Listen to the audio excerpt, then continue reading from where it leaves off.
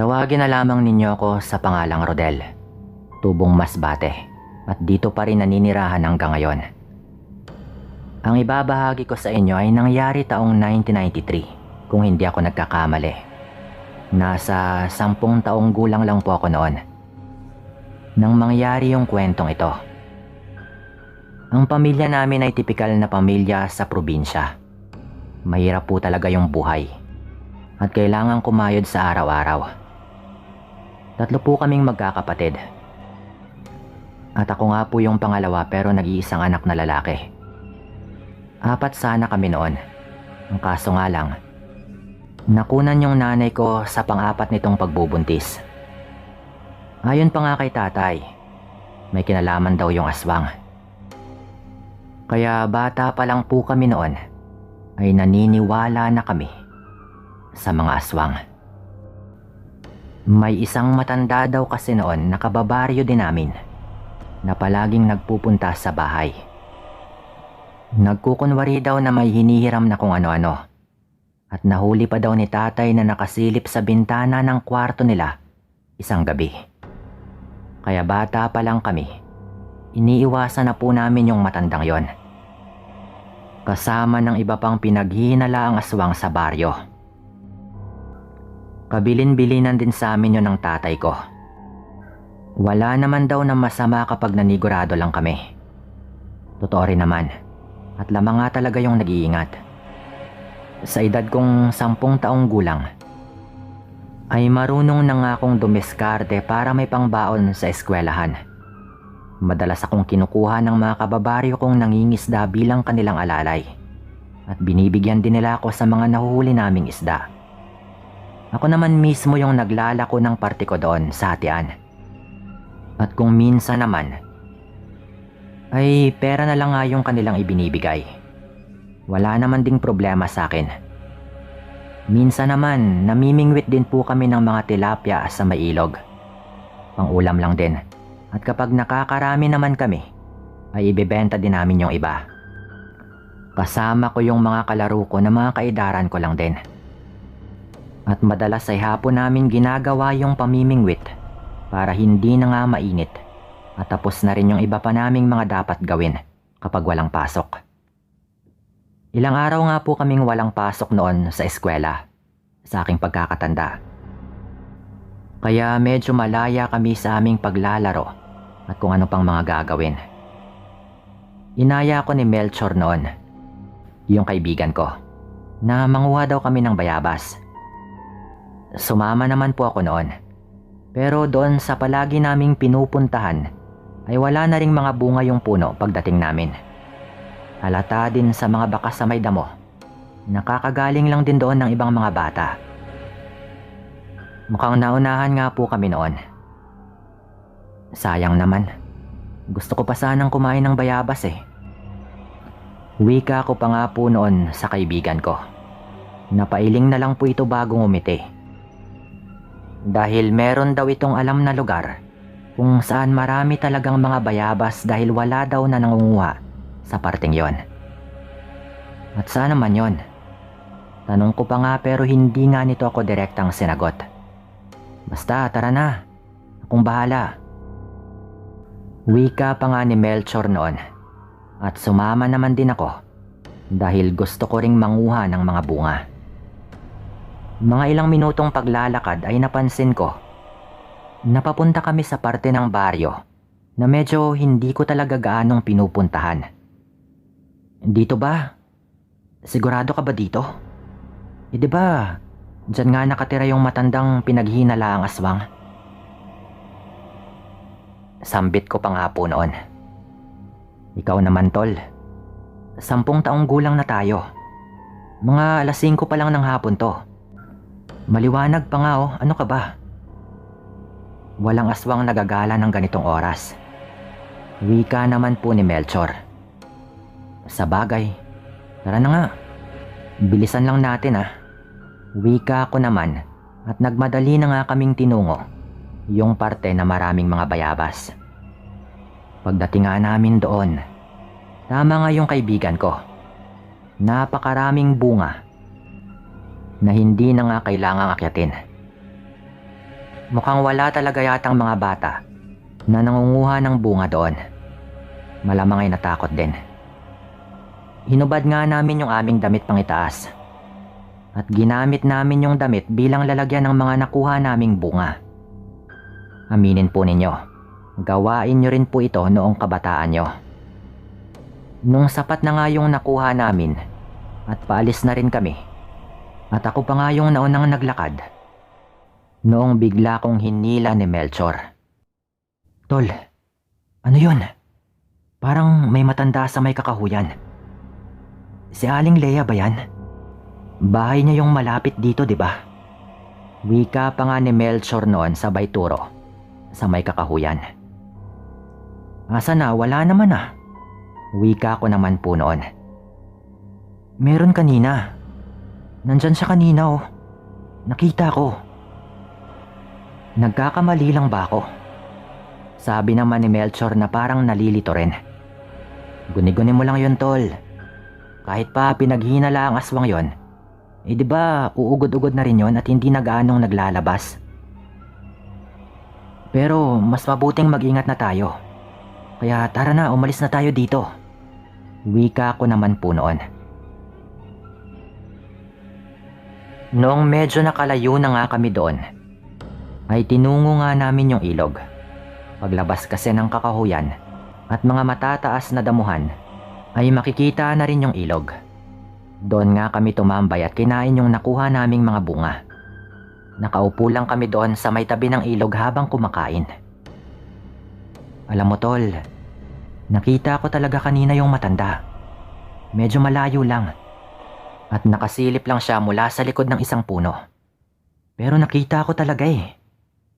Nakangisi pa nga yun na parang tuwang-tuwa. Siguro dahil bihira lang siyang makakita ng tao. Nakaitim pa nga ng duster eh. Parang ang labo lang na guni-guni ko lang yon. Siya talaga yon. Wika pa nga po ni Melchor. Baka nga tol, baka siya talaga yung nakita mo. Kaya wag na tayong babalik pa doon ha. Sambit ko naman po sa kanya. Nang may bigla na lamang may humawak sa aking balikat mula sa likuran. Pagtingin ko, nakita ko agad yung kulubot na mga kamay na nakapatong sa balikat ko. Sinong nakita nyo sa kakahuyan? At bakit takot kayong pumunta doon? Sambit pa nga agad ng boses na parang pabulong na nakakatakot. Nung lingunin ko, bahagya akong napasigaw dahil sa pagkagulat at kamuntikan na akong mahulog sa ilog dahil talagang napatras ako sa bayhawi ko sa kamay nito. Pagkalingon ko po kasi, tumambad sa akin ang nakangising mukha ng matanda. Nangingitim pa yung mga ngipin at namumuo yung laway sa gilid ng kanyang bibig. Aling Lea, kayo po pala. Grabe, ginulat po ninyo ako. Medyo nauutal ko pa nga pong wika. Kahit si Melchor noon ay kamuntikan na ring mapatakbo. Ngumiti lamang yung matanda at humingi ng pasensya.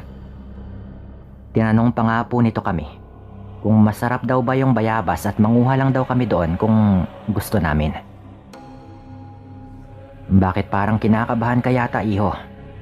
Tanong pa nga po ng matanda noon pero talagang natakot na po ako noon na nagmadali na akong magpaalam sa matanda at inaya ko na agad si Melchor na umalis na kami. Mabilis po kaming naglakad noon at noong lingunin ko ay nakita kong nagbago yung ekspresyon sa mukha ng matanda. Matalim po itong nakatitig habang kami ay papalayo. Ayoko lang na magtagal pa doon, lalo at hindi magtatagal ay padilim na rin. Ang labo nun tol, hindi man lang natin siya naramdamang dumating at lumapit doon.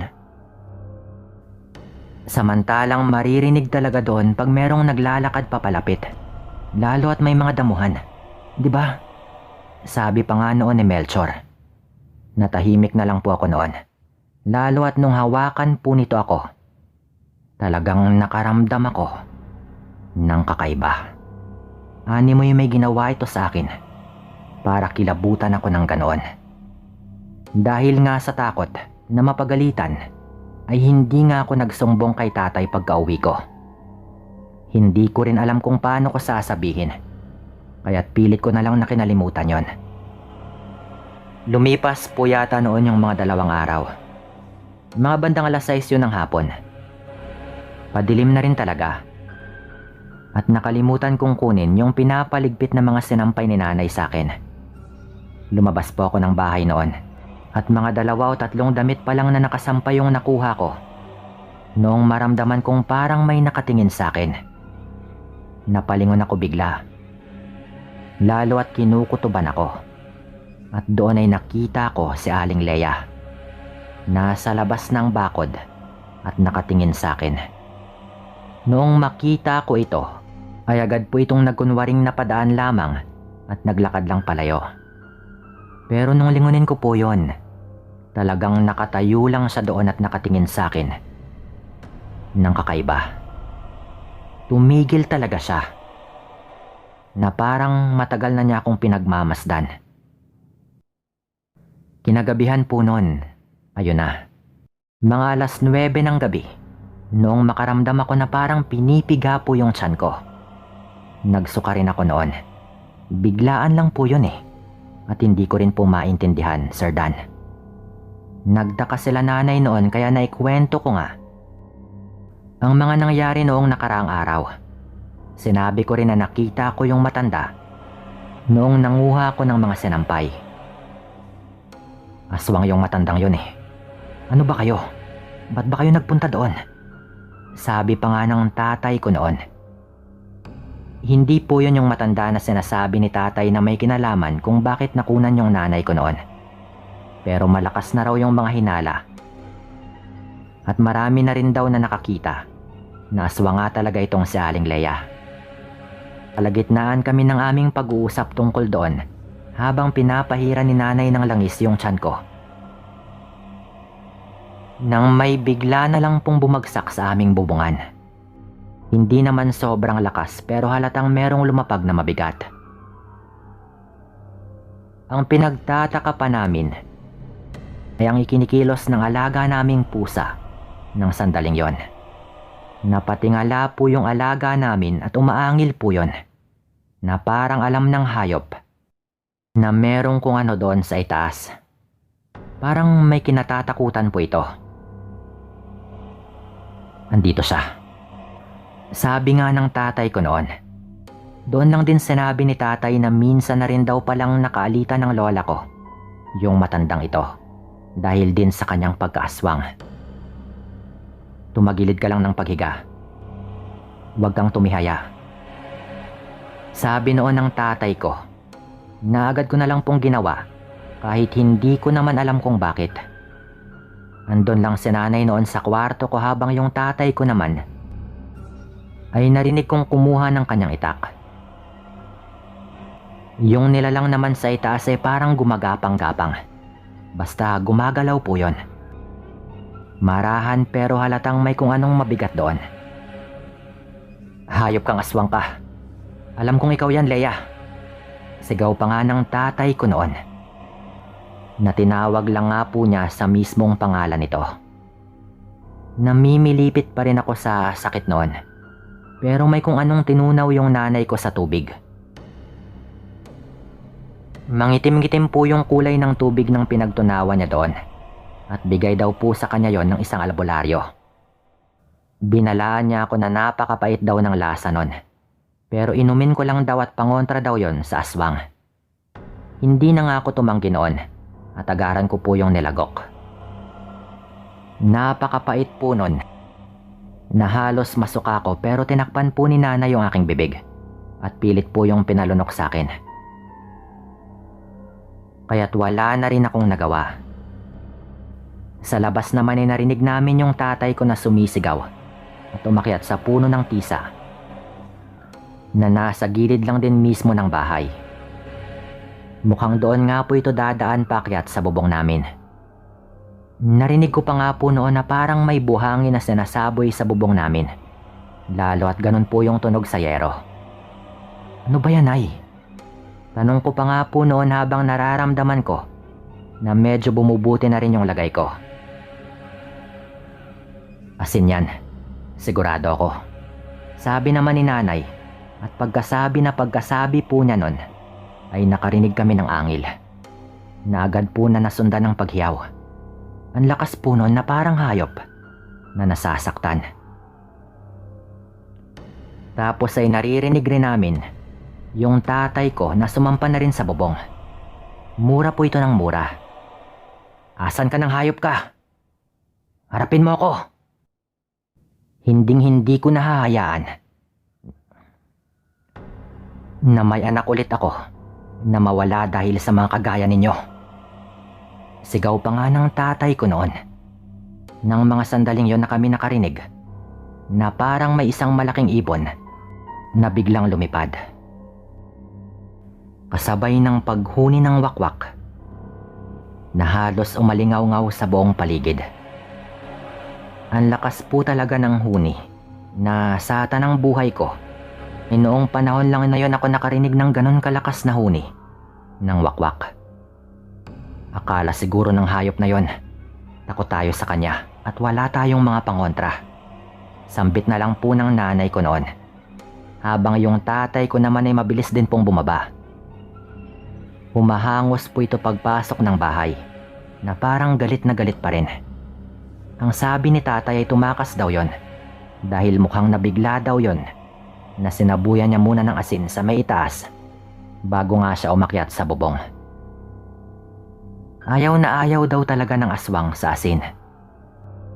Pero bago pa daw ito tuluyang manghina ay nakatakas pa kaagad.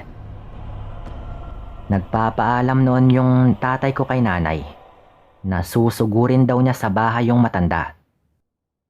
Pero siya namang pagpigil sa kanya ni nanay at ng dalawa kong kapatid na babae.